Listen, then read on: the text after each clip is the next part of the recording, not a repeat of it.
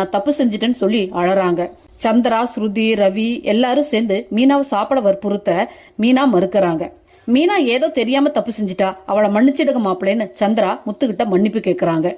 ஸ்ருதி ரவி கிட்ட நீங்க மாமாவுக்கு கால் பண்ணி வர சொல்லுங்க, மாமா சொன்னாதான் மீனா கேட்பாங்கன்னு சொல்றாங்க.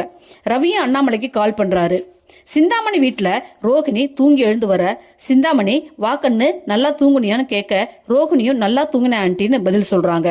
சிந்தாமணி ரோகிணி கிட்ட தேன் ஒழுக பேசுறாங்க.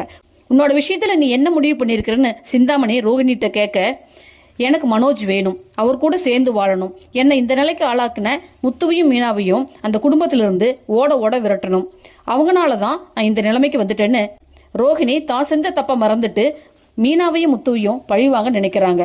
சிந்தாமணி அது பெருசா ஊதி அதுல குளிர்காய நினைக்கிறாங்க. சரி ரோகிணி, நீ போய் ரெஸ்ட் எடுன்னு சொல்லி அனுப்பி வச்சுட்டு விஜயா மாஸ்டரோட வீட்டை எப்படி எழுதி வாங்கலாம்,